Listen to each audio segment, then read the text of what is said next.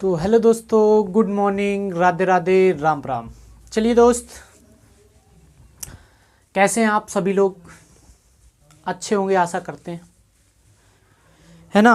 तो अब हम लोगों की नई साल लग चुकी है और योगी सरकार आपकी यूपी की एसआई वैकेंसी लेखपाल की आने वाली है। ठीक है, तो तैयारी आप लोग बराबर करते रहें, इसमें कुछ ढीला ना करें, क्योंकि बहुत जल्द वैकेंसी आएगी और बहुत जल्द इसमें एग्ज़ाम होगा, आपको समय नहीं मिलेगा। ठीक है, तो तैयारी आप करते रहें, तैयारी आप लगातार करेंगे तभी आपकी तैयारी होगी। आप ये ना समझें कि फॉर्म आ जाए फिर हम तैयारी को शुरू करेंगे या फिर हम कोचिंग जाना शुरुआत करेंगे, ऐसा ना करें। ठीक है, तो कहने का मतलब ये है दोस्त हमारा कि फॉर्म के आने का इंतज़ार ना करें। पढ़ाई जो होती है या जो तैयारी होती है वो कई सालों की मेहनत होती है और आपको 2 घंटे में वो सारा का सारा वहीं पर मेहनत करके दिखानी होती है और वो कई सालों की मेहनत उसी समय उसी क्षण महसूस होती है आपको। जब आप एग्ज़ाम दे के निकलते हैं तब आपका सीना गर्व से चौड़ा होता है कि यार नहीं, हमने कुछ मेहनत की थी तो हमारा एग्ज़ाम में कुछ रिजल्ट दिखेगा ज़रूर। ठीक है, तो हमारे कहने का मतलब ये है कि आप फॉर्म का इंतज़ार ना करें, फॉर्म बहुत जल्द आएंगे, क्योंकि सरकार को आपके इलेक्शन भी देखने हैं, इसलिए सरकार इलेक्शन को देखते हुए वैकेंसी बहुत जल्द निकालने वाली है। ठीक है, और ख़ास करके इन पे बहुत फोकस है सरकार का, लेखपाल और यूपीएसआई को लेकर। हालांकि पुलिस की भी वैकेंसी आने वाली है और हो सकता है मार्च अप्रैल तक वैकेंसी आ जाएगी पुलिस की। तो आप लोग धैर्य बना के रखें, बस तैयारी करते रहें और हमारे साथ में जुड़े रहें और चैनल को लाइक करते रहें, शेयर करते रहें, सब्सक्राइब करते रहें। चलिए दोस्त, तो हम लोग टॉपिक की बात करते हैं। अपना टॉपिक जो पढ़ रहे थे वो हम संविधान पढ़ रहे थे और संविधान में संसद के पार्ट को पढ़ रहे थे और संसद में हमने लोकसभा को पढ़ा था, राज्यसभा को पढ़ा था। इन सारी चीज़ों को हमने एक एक बारीकी से चीज़ें समझी थी। अब आता है राष्ट्रपति, और राष्ट्रपति के बारे में हम लोग 2 लेक्चर कंप्लीट कर चुके हैं। आज का लेक्चर जो है वो तीसरा लेक्चर है हम लोगों का। तो कहने का मतलब है हम लोग कहाँ तक पहुँच चुके थे। तो हम लोगों ने राष्ट्रपति के मतलब 52 से लेकर के 62 तक के आर्टिकलों को देखा। मतलब केवल हमने कितने आर्टिकल कंप्लीट कर पाए थे, शायद में 56 आर्टिकल तक पहुंच चुके थे हम लोग। मतलब 52, 53, 54, 55, 56 तक हम लोग पहुंच चुके थे और 57, 58, 59 और कहते हैं 60 और 61, 62 हमको लोगों को पढ़ने हैं, फिर राष्ट्रपति आपका ख़त्म हो जाएगा। ठीक, इसके बारे में देखें आप। अब हम लोग कह सकते हैं राष्ट्रपति या प्रेसिडेंट के बारे में पढ़ने जा रहे हैं। इसमें क्या होता है उसके बारे में हम लोग पढ़ेंगे, समझिए भाई। कहने का मतलब ये है कि अब हम लोग आर्टिकल हमने देखिए, थोड़ा सा रिपीट करते हैं हम लोग इस बात को कि 52 में क्या था। इसमें लिखा था कि भारत का एक राष्ट्रपति होगा, एक राष्ट्रपति होगा। ठीक, रिवीजन करते हैं 2 मिनट के लिए। फिर इसके बाद में 53 में एक आ गया कि भारत की संघ की कार्यपालिका की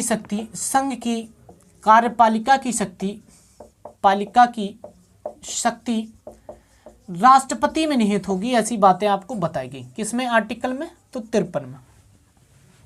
आर्टिकल 54 में क्या बताया गया उस बात को समझे। 54 में एक आ गया कि राष्ट्रपति जी का निर्वाचन होगा। क्या होगा? राष्ट्रपति के निर्वाचन मंडल की बात की गई। मतलब कहने का ये है कि राष्ट्रपति के चुनाव में कौन कौन वोट डाल सकता है उसकी बात की गई, है ना, समझ गए बात को। इसके बाद में 55 में क्या की गई, तो ये बताया गया कि राष्ट्रपति की निर्वाचन प्रक्रिया के बारे में बताया गया। निर्वाचन की प्रक्रिया के बारे में बताया गया, मतलब किस तरीके से चुना जाएगा इसके बारे में हमने समझा था।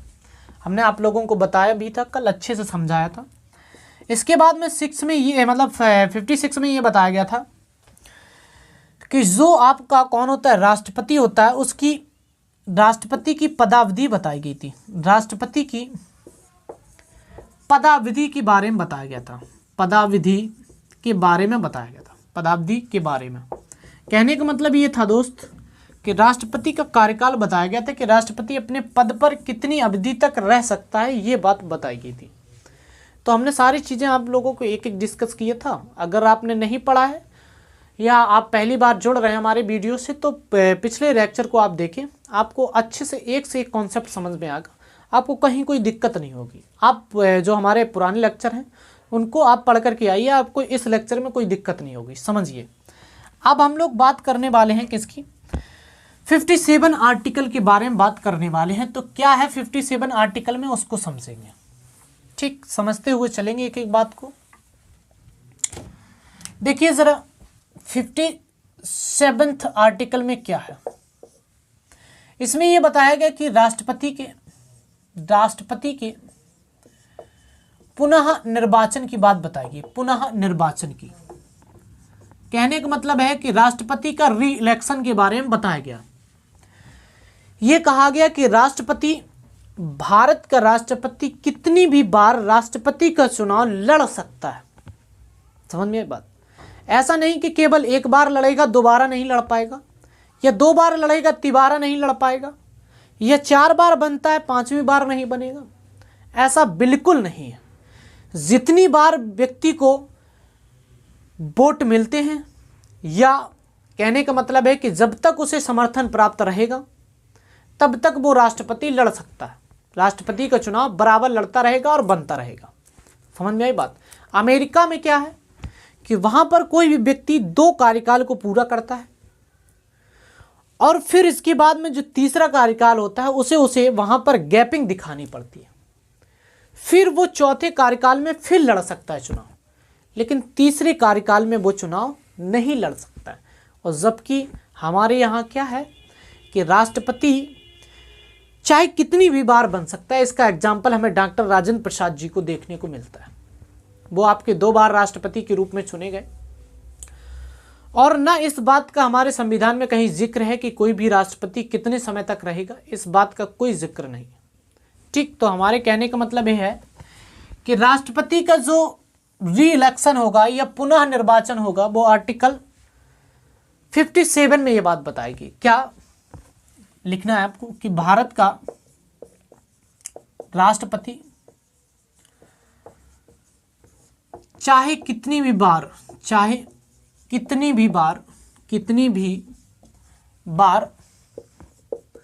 राष्ट्रपति का चुनाव लड़ सकता है।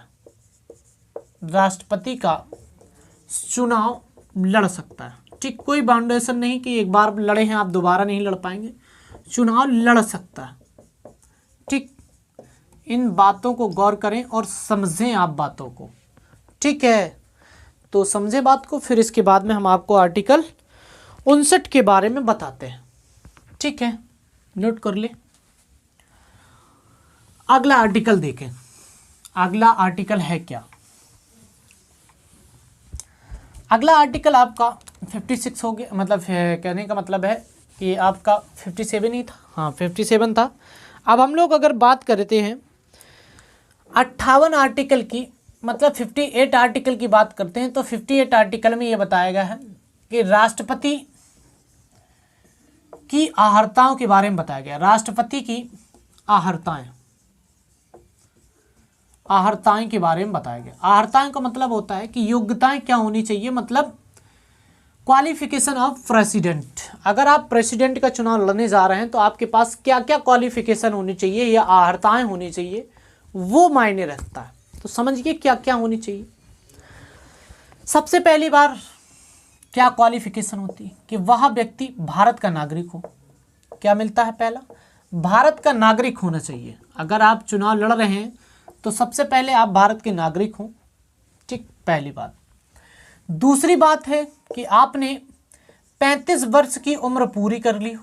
35 वर्ष की उम्र को पूरा कर लिया हो, उम्र को पूरा कर लिया हो। ठीक, ये बात है। फिर इसके बाद में तीसरा है कि वह लोकसभा या कह सकते हैं वह संसद के सदस्य बनने, संसद का सदस्य बनने की योग्यता रखता हो। संसद का सदस्य बनने की योग्यता रखता हो, बनने की योग्यता रखता हो, योग्यता रखता हो।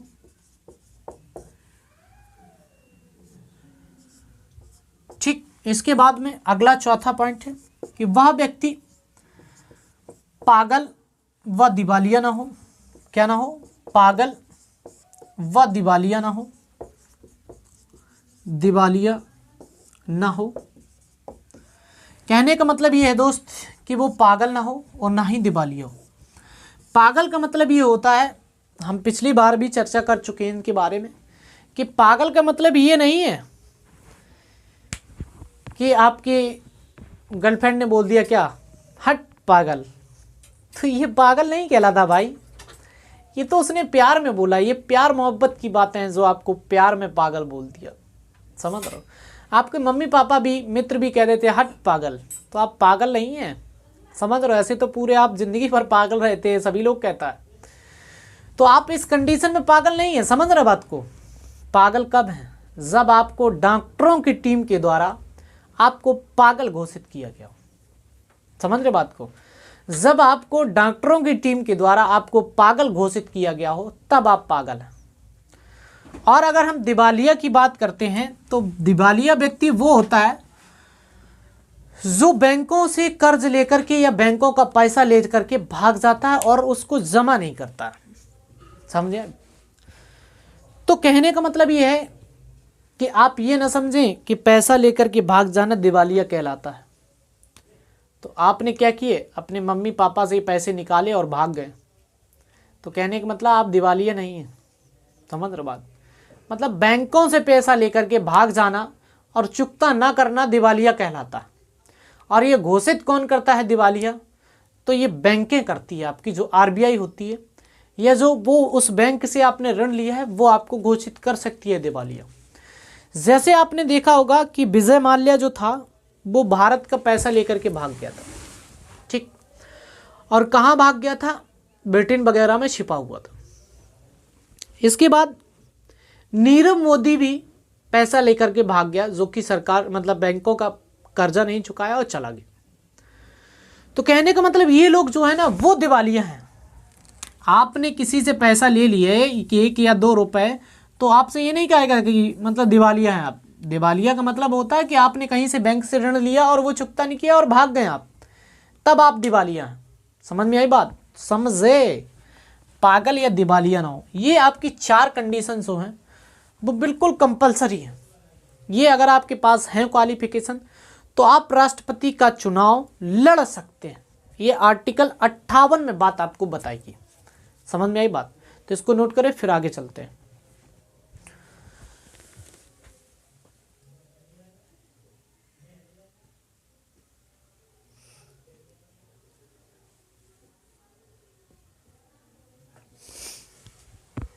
ठीक है, देखिए इतना हो गया नोट।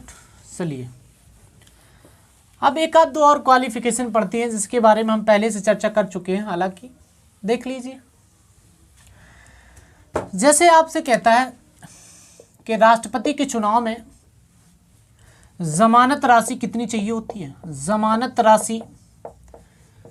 जमानत राशि का मतलब होता है कि जब आप चुनाव लड़ने जाएंगे तो आपको पर्चा लगाना होता है ना। जब आपको चुनाव चिन्ह प्रदान किया जाता है तो उस समय आपको कुछ राशि डिपॉजिट करनी होती है निर्वाचन आयोग के पास। तो उस राशि को हम लोग जमानत राशि के नाम से जानते हैं। तो ये राशि कितनी जमा की जाती है? जब आपको निर्वाचन चिन्ह मिलता है तो आपको राष्ट्रपति का अगर चुनाव लड़ रहे हैं तो आपको जमानत राशि 15,000 रुपये जमा करनी पड़ेगी। कितनी? 15,000 रुपये। समझ में आई बात? लेकिन अगर हम ये कहें कि आपने कभी कभार सुना होता है कि सांसद है जो कांग्रेस थी वो अपने सदस्यों की जमानत राशि तक नहीं बचा पाई, तो इसका मतलब क्या होता है? कहने का मतलब ये है दोस्त, चाहे आपके ग्राम प्रधान का चुनाव हो, चाहे जिला पंचायत का चुनाव हो, चाहे विधायकी का चुनाव हो, चाहे राष्ट्रपति का चुनाव हो, चाहे सांसदी का चुनाव हो, चाहे कोई भी चुनाव हो, उनमें जमानत राशि पड़ती है। अलग अलग जमानत राशि होती है, लेकिन मानक एक ही तय है कि अगर आपने जो भी वैध मत हुए, वैध मतों का 1/6 अगर आपने प्राप्त नहीं किया नहीं किया तो आपकी ज़मानत राशि जब्त कर ली जाती है। मतलब कहने का ये है कि ये राशि जो है जब जब्त कर ली जाएगी कि अब आपको ये नहीं दी जाएगी वापस, जब आप चुनाव लड़ चुके होंगे। सीधा मतलब ये है कि अगर आप वैध मतों का 1/6 मत प्राप्त कर लेते तो आपको जमानत राशि 15,000 रिफंड के तौर पर आपको मिल जाती। आपने 1/6 मत को प्राप्त किया नहीं तो आपको जमानत राशि मिली नहीं। समझ में आई बात? तो इन चीज़ों को आप समझते हैं चले बारीकी और समझे एक कॉन्सेप्ट क्या है। अगला पॉइंट ये मिलता है कि राष्ट्रपति का अगर आप चुनाव लड़ने जा रहे हैं तो आपके पास 50 प्रस्तावक होने चाहिए और 50 अनुमोदक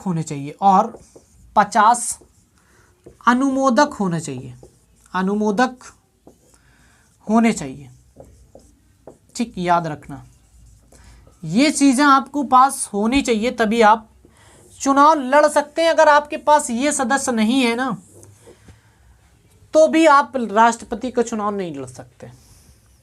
समझ रहे हो बात को? प्रस्तावक और अनुमोदक क्या होता समझिए, कॉन्सेप्ट समझे।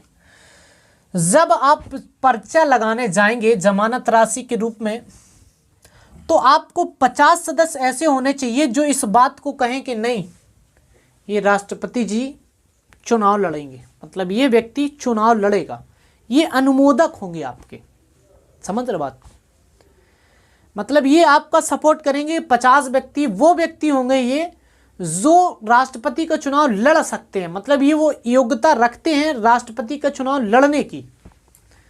और 50 व्यक्ति इनके अलावा भी आपके 50 अनुमोदक भी होने चाहिए जो आपको पर्चा लगाने में वहां पर लिखित रूप से थे कि नहीं राष्ट्रपति जी चुनाव लड़ रहे हैं। तो कुल मिलाकर के अगर आप चुनाव लड़ने जा रहे हैं तो आपके पास 100 व्यक्तियों की आवश्यकता होती है और ये ऐसे व्यक्ति होते हैं जो राष्ट्रपति का चुनाव लड़ सकते हैं। मतलब ये सारी की सारी क्वालिफिकेशन उनके पास भी हैं, तो ये सारी चीज़ें कंडीशन फॉलो होती हैं, तभी आप राष्ट्रपति का चुनाव लड़ सकते हैं। अगर अन्यथा अगर आप ये कोई भी क्वालिफिकेशन से वंचित हैं तो आप राष्ट्रपति का चुनाव नहीं लड़ पाएंगे। ठीक, बात समझ में आई? 58 में क्या था कि आपके राष्ट्रपति की अर्हताओं के बारे में लिखा था कि अगर आप राष्ट्रपति का चुनाव लड़ेंगे तो आपको क्या क्या क्वालिफिकेशन होनी चाहिए, ये बातें की गई थी, मतलब अर्हताओं के बारे में। ठीक है, तो नोट करें फिर आगे चलें।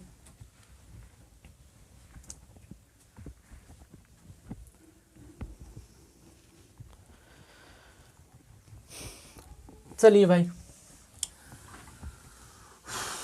59 आर्टिकल में देखें क्या है।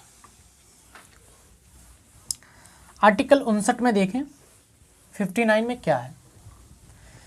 देखें दोस्त 59 की अगर हम बात करें, आर्टिकल 59 में आपको क्या मिलता है उसमें समझें।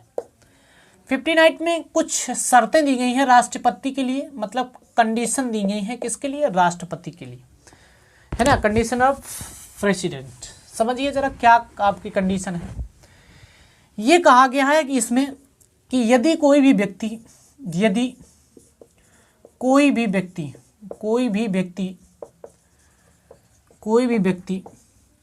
संसद का सदस्य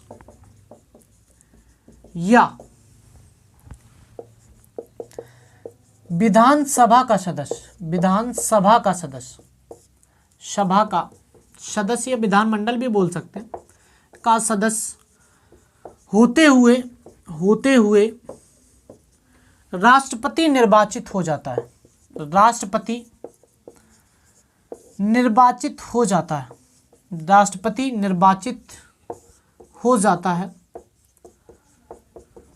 तो उसे इन सदनों की सदस्यता छोड़नी पड़ेगी। तो उसे इन सदनों की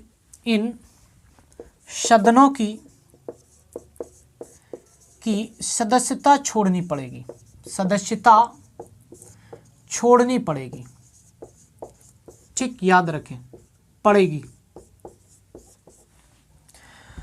अगर मान के चलिए आप संसद के किसी भी सदन का मतलब है कि आप लोकसभा के सदस्य हैं या फिर आप राज्यसभा के सदस्य हैं, इनमें से किसी भी सदन के आप सदस्य हैं।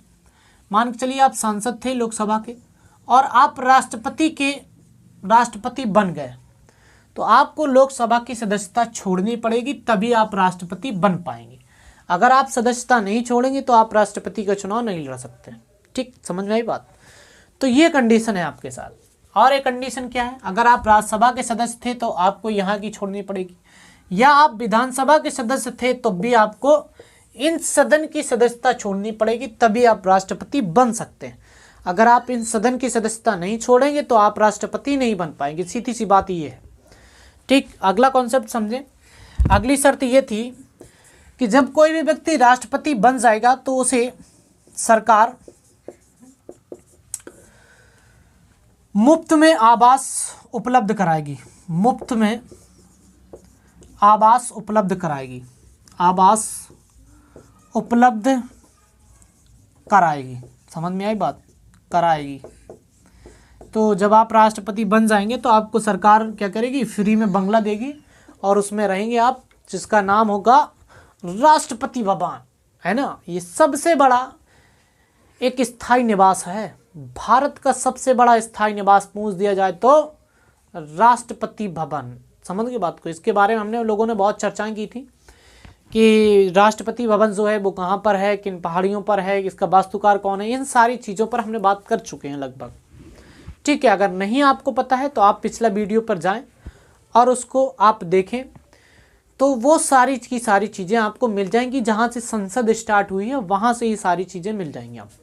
ठीक है, तो चलिए दोस्त आगे चलते हैं हम लोग। अब ये आपका आर्टिकल 59 हो गया। मतलब आर्टिकल 59 में क्या कही गई, राष्ट्रपति को कुछ कंडीशनें दी गई थी जो हमने आपको बताई कि अगर आप राष्ट्रपति बन गए हैं तो आप संसद या विधानमंडल के किसी भी सदन के सदस्य हैं तो आपको सदस्यता छोड़नी पड़ेगी, तभी आप चुनाव मतलब आप राष्ट्रपति के पद पर पहुंच पाएंगे। ठीक है, तो चलिए दोस्त अगला क्या कॉन्सेप्ट है। अगला आर्टिकल 60 पड़ता है। क्या 60? देखिए ज़रा 60 में क्या है, राष्ट्रपति की शपथ के बारे में बताया गया। शपथ राष्ट्रपति को शपथ सर्वोच्च न्यायालय का मुख्य न्यायाधीश दिलाएगा। मुख्य न्यायाधीश दिलाएगा। ठीक है, दिलाएगा कहने का मतलब जो सुप्रीम कोर्ट का चीफ कह सकते हैं, मुख्य जो चीफ जस्टिस होता है वो राष्ट्रपति को शपथ दिलाता है। मतलब ओथ का मतलब क्या होता है, शपथ दिलाएगा कौन, सर्वोच्च न्यायालय का मुख्य न्यायाधीश। अगर सर्वोच्च न्यायालय का मुख्य न्यायाधीश नहीं है तो फिर कौन दिलाएगा, तो फिर सर्वोच्च न्यायालय का जो वरिष्ठ न्यायाधीश होगा वो दिला देगा। समझ में बात? अरे यार 35 में से कोई ना कोई तो होगा ना, एक ना एक। तो कहने का मतलब है कि कोई ना कोई व्यक्ति इसे शपथ दिला देगा। ठीक है, अगर मुख्य नहीं है तो। समझ में आई बात? आप समझे ज़रा, आपको ये पॉइंट लिख लेना है कि यदि सर्वोच्च न्यायालय का या सुप्रीम कोर्ट का मुख्य न्यायाधीश नहीं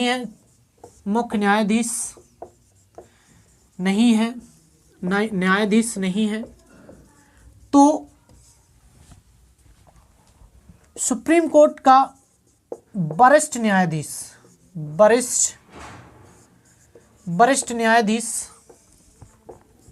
शपथ दिलाएगा। न्यायाधीश शपथ दिलाएगा। ठीक, शपथ दिलाएगा। ये आपको कॉन्सेप्ट याद रखना। ये बहुत सारी चीज़ें आपसे पूछी जाती हैं कि राष्ट्रपति जी को कौन शपथ दिलाता है, तो राष्ट्रपति को शपथ सर्वोच्च न्यायालय का मुख्य न्यायाधीश दिलाता है। ठीक है, बात समझ रहे हैं? अच्छे से समझें, एक एक कॉन्सेप्ट को समझें, भूले नहीं, एक एक बात को समझें। अब हम आपको बात बताने जा रहे हैं कि राष्ट्रपति किसे किसे शपथ देता है और किसकी किसकी नियुक्तियां करता है, इसके बारे में हम आप लोगों को बताने जा रहे हैं। ठीक है, तो देखिए मित्र, ऐसा कॉन्सेप्ट बताएंगे आपको शपथ के बारे में, नियुक्तियों के बारे में, आप कभी जिंदगी में नहीं भूलेंगे। बहुत ही अच्छा एक ग्राफ बताने वाले हैं, मतलब एक ऐसा ग्राफ बताएंगे जिससे आपको सारे के सारी नियुक्तियां और शपथ याद हो जाएंगी राष्ट्रपति के बारे में। कौन किसको शपथ दिलाता है, कौन किसकी नियुक्ति करता है, इसके बारे में हम लोग बात करने वाले। ठीक है, तो इसको नोट करो, फिर बताते हैं।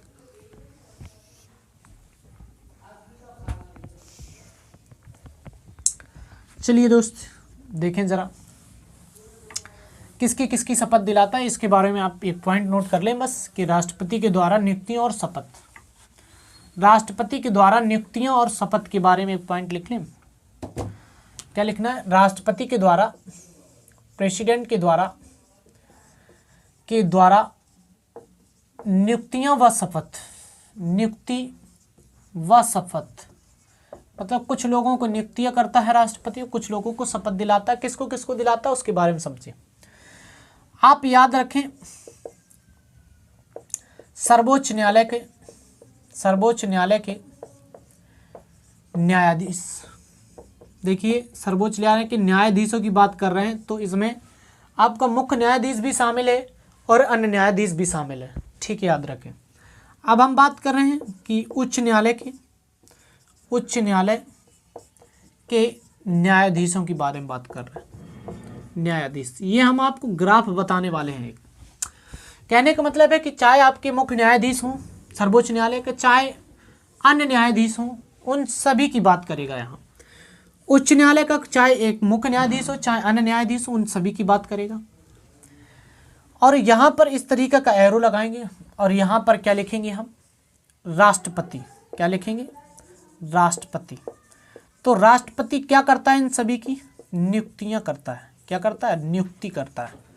कहने का मतलब ये है कि सर्वोच्च न्यायालय का मुख्य न्यायाधीश की नियुक्ति राष्ट्रपति करेगा, अन्य न्यायाधीशों की नियुक्ति राष्ट्रपति करेगा, उच्च न्यायालय के मुख्य न्यायाधीश की नियुक्ति राष्ट्रपति करेगा, अन्य न्यायाधीशों की नियुक्ति भी राष्ट्रपति करेगा। आप समझे जरा, अब पीछे भी आपको लिखना है राष्ट्रपति जी।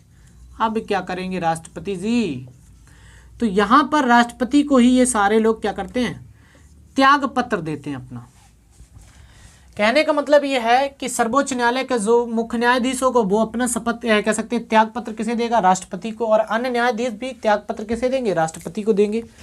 और अगर हम बात करें आगे की, तो जो उच्च न्यायालय का मुख्य न्यायाधीश होगा या अन्य न्यायाधीश होंगे, तो वो भी किसको त्याग पत्र देंगे? राष्ट्रपति जी को त्याग पत्र देंगे। तो इस तरीके से आपका ये त्याग पत्र वाला और नियुक्तियों वाला ये कॉन्सेप्ट यहाँ पर हो जाता है। अब अगर हम बात करते हैं इसकी, देखिए जरा यहाँ से ये मिटाना पड़ेगा। अब कॉन्सेप्ट क्या है? अब आती है, अभी हमने केवल नियुक्ति और त्याग पत्र के बारे में की बात, लेकिन अब हम बात करने वाले हैं शपथ के बारे में। तो शपथ के बारे में आपको एक ऐसा एरो, मतलब एक ऐसा एरो बनाना है, और ये जो एरो हो, ठीक, देखिए जरा एरो में क्या है। एरो में थोड़ी समझिए, अब कॉन्सेप्ट समझें आप। एरो एक ऐसे है, एक एरो नीचे की ओर है, और यहाँ पर जो है वो आपका राष्ट्रपति है। कौन है? राष्ट्रपति है। ठीक, राष्ट्रपति तो है, वो राष्ट्रपति क्या है? राष्ट्रपति। अब उपराष्ट्रपति मिलेगा। कौन मिलेगा? उपराष्ट्रपति मिलेगा। जो उपराष्ट्रपति है उसमें भी दो एरो मिलेंगे। ये यहां पर त्यागपत्र की बात करते हैं। क्या? त्यागपत्र। मतलब कहने का ये है दोस्त कि राष्ट्रपति अपना त्यागपत्र उपराष्ट्रपति को देगा और उपराष्ट्रपति अपना त्यागपत्र राष्ट्रपति को देगा। ये मतलब है। मतलब एक एरो कहेगा कि राष्ट्रपति जी भी दे रहे हैं और एक एरो कहेगा उपराष्ट्रपति जी भी दे रहे हैं। किसको? राष्ट्रपति को। अब अगला कॉन्सेप्ट समझे कि सर्वोच्च न्यायालय का जो मुख्य न्यायाधीश होगा वो किसे देगा। अब ये देखें, यहाँ पर जो है वो शपथ वाला कॉन्सेप्ट है। शपथ का मतलब सर्वोच्च न्यायालय का मुख्य न्यायाधीश शपथ दिलाएगा राष्ट्रपति को और राष्ट्रपति जी शपथ दिलाएंगे इनको। देखो, मुख्य न्यायाधीश नहीं तो अन्य न्यायाधीश दिला देगा इसके राष्ट्रपति को शपथ, लेकिन राष्ट्रपति इन सभी को शपथ दिलाएगा, क्योंकि नीचे की एक जो एरो है वो भी लगा है।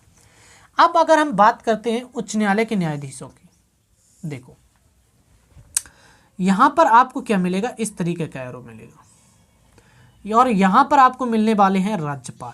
कौन मिलने वाले हैं, राज्यपाल। और ये राज्यपाल के बारे में भी आपको दो नीचे मिलेंगे एरो, और दोनों जगह आपको राष्ट्रपति जी मिलेंगे, राष्ट्रपति और राष्ट्रपति। देखिए राज्यपाल जो है वो उच्च न्यायालय के न्यायाधीशों को शपथ दिलाता है। क्या करता है, शपथ। याद रखना, उच्च न्यायालय के न्यायाधीशों की नियुक्ति राष्ट्रपति करता है। उच्च न्यायालय का न्यायाधीश त्यागपत्र राष्ट्रपति को देता है, लेकिन उच्च न्यायालय के जो न्यायाधीश होता है उसे शपथ दिलाएगा राज्यपाल, और राज्यपाल को शपथ दिलाएगा उच्च न्यायालय का मुख्य न्यायाधीश। समझ में आई बात। लेकिन अब राज्यपाल की नियुक्ति कौन करेगा और राज्यपाल अपना त्यागपत्र किसे देगा, ये नीचे बात है। राज्यपाल की नियुक्ति करेगा कौन, राष्ट्रपति। नियुक्ति करेगा कौन, राष्ट्रपति। और राज्यपाल की जो राज्यपाल अपना त्यागपत्र देगा, वो त्यागपत्र किसे देगा, तो वो भी राष्ट्रपति को त्यागपत्र देता है। कौन देता है, तो आपका राज्यपाल त्यागपत्र देता है किसको, राष्ट्रपति जी को। बात समझ में आई। अगर यहाँ तक कोई दिक्कत हो तो बताएं।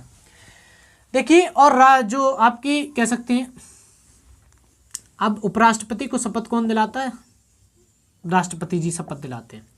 अब एक बात याद रखना है कि जब राष्ट्रपति अपना त्यागपत्र उपराष्ट्रपति को सौंपते हैं तो उपराष्ट्रपति सबसे पहले किसे सूचित करता है इस बात का, लोकसभा अध्यक्ष को।